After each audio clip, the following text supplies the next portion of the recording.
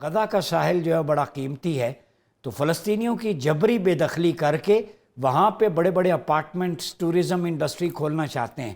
تو آپ مالک ہیں غزہ کے، فلسطینیوں کے ریپریزنٹیو ہیں، کیا 1,00,000 لاشوں پہ آپ کو پراپرٹی کا یہ کاروبار اور الائنس منظور ہے؟ بہت شکریہ ڈاکٹر صاحب۔ اعوذ باللہ من الشیطان الرجیم، بسم اللہ الرحمن الرحیم، والصلاة والسلام علی سیدنا محمد خاتم الانبیاء والمرسلین۔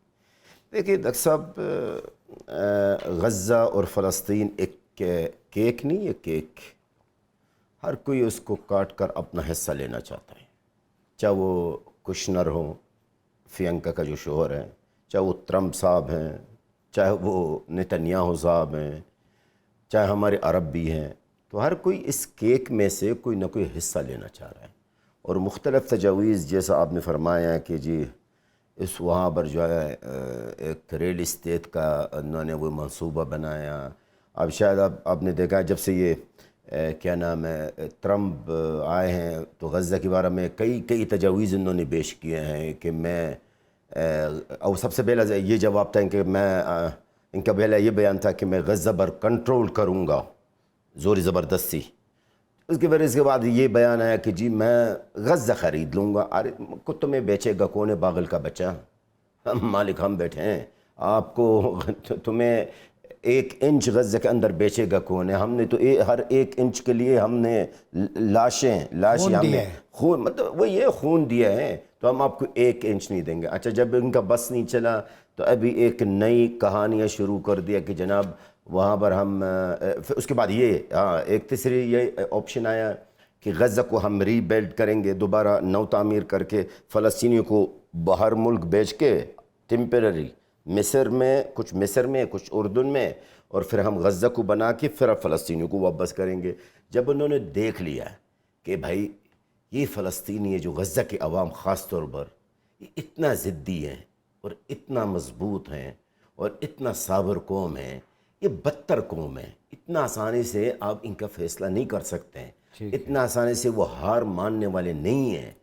ابھی بھی دیکھیں، اس وقت آپ کے سامنے دنیا کو بھی پتہ ہے، میرے خیال میں شہادتوں کی تعداد 70,000 سے اوپر کراس کر چکا ہے۔ جو فگرز 70,000 سے اوپر، ہاں سر، جو دیکھیں ڈاکٹر صاحب، جو فگرز ابھی انٹرنیشنل میڈیا میں بتایا جا رہا ہے وہ 56,000 ہے، 56,000 تھی، یہ 1-2 سال کے پیریڈ میں، یہ اس 21 مہینے کے اندر ہے۔ لیکن 22,000 سے لے کر 25,000 تک اس وقت ابھی بھی لاشیں ہیں جو ملبہ کے نیچے۔ غزہ کو آپ دیکھیں گے نا تو غزہ پورا ایک کھنڈرات ان ہے۔ انسانوں کی کوئی قیمت نہیں ہے جو ملبے کے نیچے، اور ادھر کہہ رہے ٹورزم بنا۔ یہ سوال مجھ سے آپ کیوں کر لیں؟ آپ امت مسلمہ سے کر لیں نا۔ آپ کی امت مسلمہ رسول اکرم صلی اللہ علیہ وسلم سے جو شفاعت کی امید رکھ کے بیٹھے ہوئے، ان سے پوچھیں آپ۔ کیا وہ گونگے بہرے ہیں؟ یہ قرآنی آیات ان سے پوچھا نا امت مسلمہ سے۔ ہوا سماکم المسلمین، انہیں نہیں پتا؟ وَسَمَّاكُمُ الْمُسْلِمِينَ۔ کاش ڈاکٹر صاحب، ایک پروگرام میں مجھ سے سوال کیا گیا ہے کہ مسلمانوں کو کیا کرنا چاہیے؟ میرا ایک جواب تھا، پتہ کیا؟ مسلمان کو مسلمان بننا چاہیے۔ واہ، مسلمان کو مسلمان بننا چاہیے۔ ڈاکٹر صاحب اب کیا، میں آپ سے آج، آپ 1 منٹ کے لیے ذرا میں میزبان بنتا ہوں اور آپ میرا مہمان ہیں۔ کیا آپ کو واقعی میں نظر آ رہا ہے کیا اسلام مسلمان ہے؟ کہیں نظر آ رہا ہے کہیں بھی؟ اسلام ہے، مسلمان غائب ہیں۔ تو کدھر ہے سر؟ کچھ بھی نہیں ہے۔ باقی یہ جو کشنر ہو یا ڈونلڈ ٹرمپ ہے، سر میں ایک بات دیکھیں ڈاکٹر صاحب، میں ایک بات کہوں گا، میں ایک بات بولوں، لاوارث کا مطلب کیا ہوتا ہے؟ جس کا کوئی وارث نہ ہو۔ کوئی وارث نہیں۔ اچھا، اللہ رب العزت نے کئی آیتوں میں یتیم کے لیے کیوں حکم دیا ہے کہ یتیم کو محبت دو، یتیم کا خیال کرو، یتیم کو بھی دو، اور حتیٰ کہ اللہ تعالیٰ نے کہا کہ یتیم کا حق بھی نہیں کھائیں، کیونکہ اللہ رب العزت کو پتہ ہے کہ یتیم کمزور ہے، کیونکہ باپ سربر نہیں ہے، ماں سربر نہیں ہے، تو ہم ہیں یتیم، فلسطینی عوام یتیم، ہمارے اوپر ہمارے سربر کوئی نہیں ہے۔ اس لیے اب کا سوال کا جواب آیا، اس لیے کہ جو کشنر، نتنیاہو دہشت گرد، ڈونلڈ ٹرمپ جو چاہے وہ کرتے رہیں گے، غزہ کے اندر ہے، فلسطینیوں کا ساتھ ہے، قبضہ بھی کریں گے، قتل عام بھی کریں گے، سب کچھ کریں گے. اور یہ سیز فائر کی باتیں ہو رہی ہیں نا ابھی 60 دن کی، لکھ لے مجھ سے. آج کیا تاریخ ہے؟ 10 جولائی ہے نا؟ 12-13 جولائی ہے. آپ لکھ لے آج مجھ سے، یہ 60 دن کا جو سیز فائر ہے، یہ پھر اس کے بعد پھر ہوگا، یہ جنگ آغاز ہوگا. قتل عام کرتے رہیں گے ڈاکٹر صاحب، اس لیے کہ ہم یتیم، ہماری سربر کوئی نہیں ہے. میں آپ کو ایک آخری جملہ بتاؤں، اور یتیم ہونے کا ثبوت، آپ کو ثبوت تو بہت ہے لیکن میں آپ کو ایک ثبوت دیتا ہوں. جب 7 اکتوبر کا حملہ ہوا تھا، اگلے دن جو بائیڈن دہشت گرد جس کو کینسر ہوا، یہ اللہ تعالیٰ کا بس ایک نظام تھا. جو بائیڈن اس وقت تقریباً تیسرا یا چوتھا دن آیا ہے اسرائیل، اور کیا کیا ہے؟ گلا لگا کے نتنیاہو کو، دہشت گرد اسرائیل کا جو ناجائز ریاست کا وزیر اعظم کو گلا لگایا. اور انہوں نے کہا ہے کہ پریشان نہیں ہو، میں آیا ہوں. سوال، ہمیں کسی نے گلا لگایا ڈاکٹر صاحب؟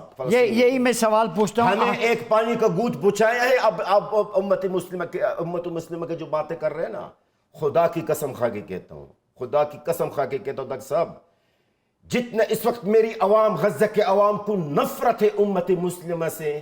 جلال الفراز صاحب، ہم قرآن کے ماننے والے ہیں، آپ کے ساتھ کھڑے ہیں. جب قرآن کی اس آیت کی روشنی میں نکلنا چاہیے تو پھر کسی فتوے کی گنجائش نہیں رہتی. یہ ڈیوائن فتویٰ ہے جو میں نے آپ کے سامنے رکھا. ڈاکٹر صاحب، میری باتوں قرآن پاک اور نبی رسول اللہ صلی اللہ علیہ وسلم کے حدیث کے مطابق فتویٰ جہاد مسلمانوں پر 108 سال سے واجب ہے. کتنے؟ 108 سال سے، جب سے سلطنت عثمانیہ ختم ہوئی ہے. بالکل. جب اسی 1917 سے مسلمانوں کا قتل عام کیا جا رہا ہے. 1917 سے فلسطین کے اندر بیت المقدس کی بحرمتی کیا جا رہا ہے. خلافت گئی، فلسطین گیا. جی ہاں بالکل. تو میں یہ کہنا چاہتا ہوں کہ یہ جو فتوے ہیں، یہ کوئی 21 مہینے پہلے نہیں ہونی چاہیے تھی، کوئی 77 سال سے نہیں پہلے ہونے نہیں چاہیے تھی. یہ 108 سال ہو گئے فلسطینیوں کا قتل عام. 108 سال امیجن کر لے. اور 108 سال میں جب امت مسلمہ کا یہ حال ہے تو پھر کیا توقع کریں گے؟ اور آپ کیا ایکسپیکٹ کرتے ہیں؟ ابھی میں آپ سے سوال کرتا ہوں، آپ کے ناظرین سے، آپ کی مہمانوں سے، کیا جب ہماری مسلمانوں نے ہمیں انصاف نہیں دلا سکے، جب ہماری عرب ہمیں انصاف نہیں دلا سکے، کیا ہم ابھی یورپ اور ٹرمپ سے اور نتنیاہو سے انصاف کا توقع کریں؟ ہم ان سے انصاف لے لیں، یا اقوام متحدہ سے، یا ادھر سے؟ جب ہماری اپنوں نے ہمیں انصاف نہیں دلا، جب ہمارا اپنوں نے پانی ہمیں نہیں پہنچایا، پانی، تو کیا ہے پھر؟ ہماری اپنی خون ہے یار. آپ نے 2 چیزیں مانگی تھی، پانی اور کپڑا، کفن. کیا ملا آپ کو کفن؟ نہ. کیا لاشیں وہاں کفن کے بغیر پڑی ہیں؟ بڑا اچھا سوال کیا. آج میں آپ کے نظروں کو بتاتا ہوں. بتائیں نا، آپ کھل کے بتائیں لوگوں کو، ضمیر کو جھنجھوڑیں. جو یہاں پہ ہوٹلوں میں، یہاں پہ آگے پیچھے اپنا کھانا پینا، مرغن غذائیں، لائف، لگزوریس لائف، ان کا ضمیر جھنجھوڑیں ذرا، انہیں بھی پتہ چلے. جب ایک بار میں نے آپ کے پروگرام میں ایک جملہ کہا تھا، آپ کو یاد ہوگا، جب میں نے کہا کہ امت مسلمہ سے میرا مطالبہ یہ ہے کہ اب ہمیں کفنیں پہنچا دیں. کھانا پینا خوراک پہنچانا میں تو ناکام ہو گئے، چلے کم سے کم یہ کفنیں تو پہنچا دے. پھر بھی نہیں پہنچایا، کفنیں بھی نہیں پہنچایا. اب ہمارے فلسطینی غزہ کے لوگ کس طرح اپنے بچوں کو دفناتے ہیں؟ خیموں کے جو کپڑے خراب ہو جاتے، جو پھٹ جاتا نا، اس میں لپیٹ کے ان کو دفنا دیتے ہیں. ٹھیک ہے؟ یا پھر کہیں نہ کہیں سے کوئی شاپ پر مل جاتے، اس کو لپیٹ کر دفناتے ہیں. یہ دیکھ کر امت مسلمہ کو شرم نہیں آتی ہے؟ میں یہ سوال کروں گا آج آپ سے اور امت مسلمہ سے.